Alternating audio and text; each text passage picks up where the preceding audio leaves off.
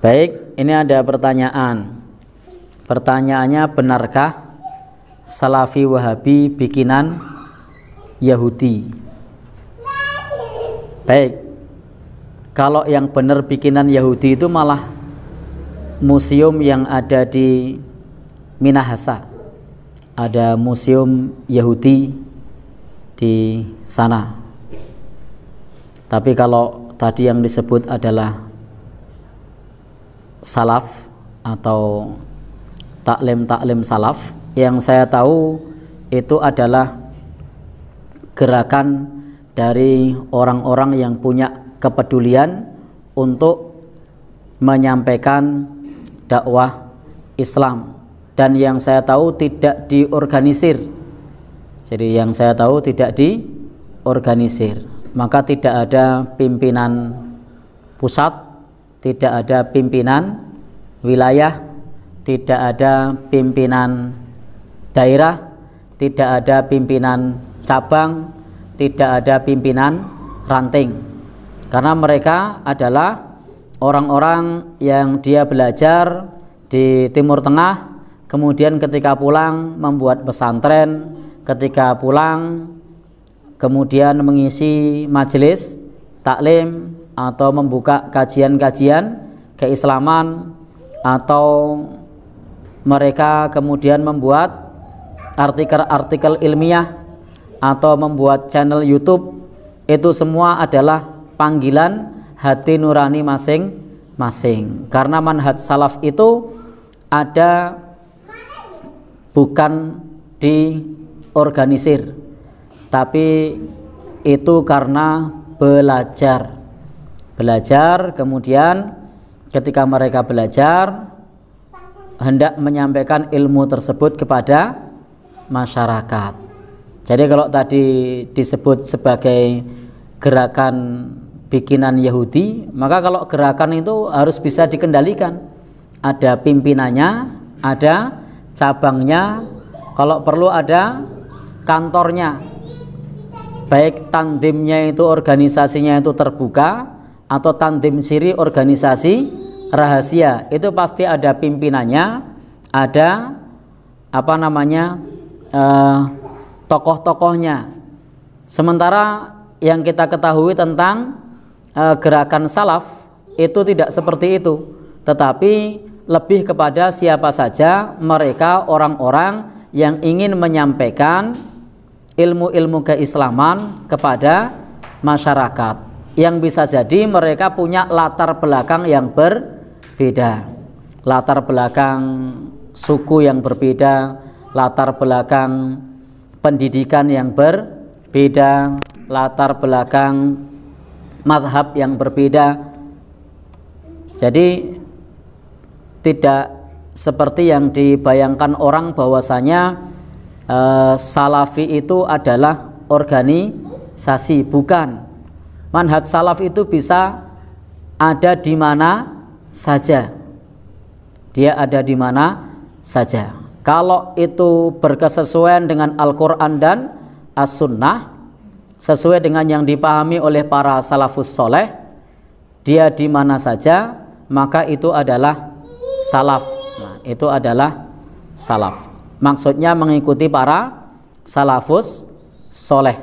Dan bisa saja sesama orang-orang yang menginginkan mengikuti salaf itu punya pendapat yang berbeda, karena punya latar belakang mazhab yang berbeda, atau punya latar belakang guru yang berbeda.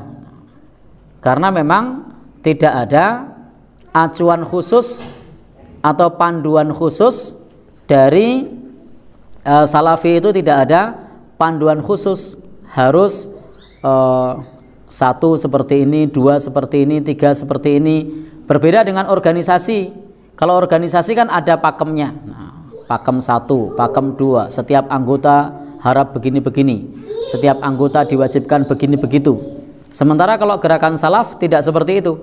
Mereka adalah panggilan hati nurani untuk menyampaikan kitab-kitab para ulama, untuk menyampaikan apa yang di dalam hadis Rasulullah Sallallahu Alaihi Wasallam dalam kitab-kitab yang diwariskan oleh para ulama disampaikan kepada masyarakat. Bisa saja ada yang menyampaikan dengan pandangan madhab Syafi'i, ada yang dengan pandangan madhab Hambali, ada yang dengan pandangan madhab yang lain yang bisa jadi berbeda. Ada yang dengan pandangan para muhaddisin, para ahli hadis, ada yang dengan pandangan para fuqaha, sehingga bisa berbeda satu sama lain. Tetapi pada prinsipnya mereka semua punya keinginan yang sama untuk syiar Islam, untuk menyampaikan agama ini, untuk mencerdaskan umat. Jadi kalau tadi pertanyaannya apakah benar bikinan Yahudi, wallahu alam, saya tidak tahu. Insya Allah tuduhan tersebut tidak benar, karena kalau memang itu adalah organisasi atau gerakan, maka tentu ada pimpinan-pimpinannya, ada penggerak-penggeraknya, ada cabang-cabangnya, ada kantornya. Sementara tidak kita temukan kantornya, bahkan tidak terdaftar di Kementerian Hukum dan HAM. Ada enggak terdaftar di Kementerian Hukum dan HAM? Nah, tidak ada di Kementerian Hukum dan HAM, dan tidak terdaftar organisasi yang namanya Salafi, itu tidak ada, tidak terdaftar. Dan tidak diketahui pimpinannya siapa, itu tidak ada. Tidak ada. Kalau satu gerakan yang didanai itu butuh pimpinan yang menyampaikan ke di bawahnya lagi, menyampaikan ke bawahnya lagi, mulai dari pimpinan teratas sampai jaringan sel yang paling kecil, itu informasi bisa sampai. Tetapi kalau gerakan salaf bisa jadi alumni dari Yaman, alumni dari Madinah, alumni dari Mekah, itu punya pandangan yang berbeda. Itu karena memang gerakan salaf pada umumnya adalah panggilan hati nurani untuk berdakwah di tengah-tengah masyarakat, untuk menyampaikan ajaran dari Rasulullah SAW, berusaha untuk menyampaikan dengan pemahaman para salafus soleh dari Al-Quran dan As-Sunnah.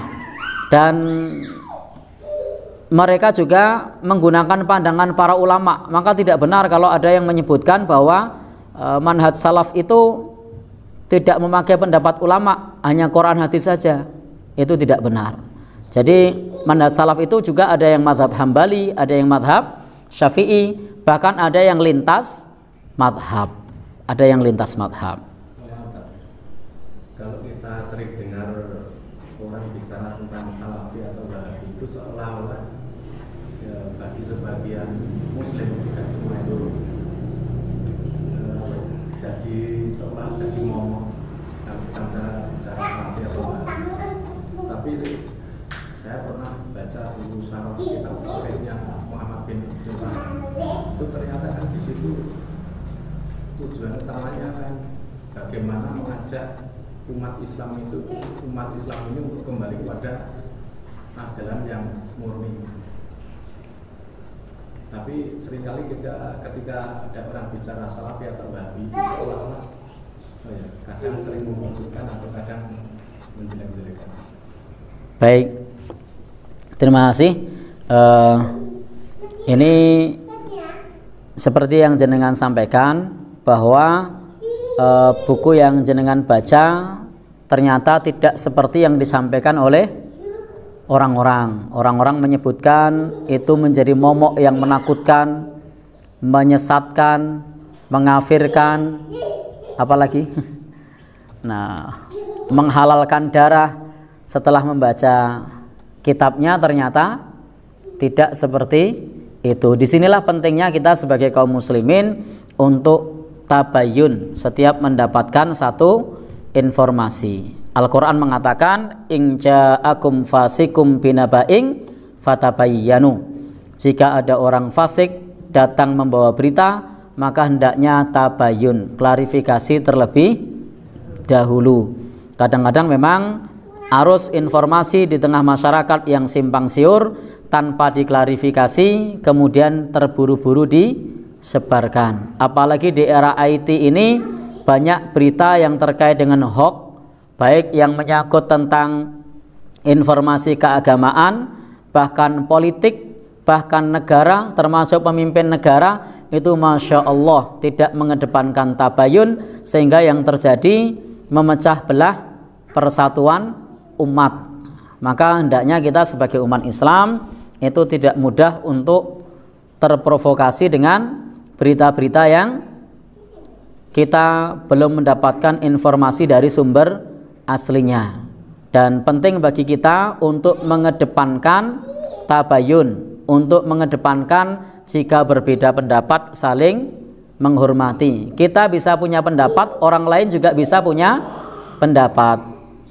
Kita bisa punya satu pandangan, orang lain juga bisa punya pandangan yang lain. Ketika ada seseorang memilih satu pandangan, bukan berarti kemudian kita lalu memusuhi pandangan yang berbeda. Termasuk seorang guru ngaji yang memiliki pandangan bahwasanya hadisnya dhaif, tidak bisa diamalkan, lalu kemudian ada orang yang menganggap hadisnya bisa diamalkan, maka cukup saling menghormati. Kita amalkan sesuai dengan yang kita pelajari, yang kita pahami.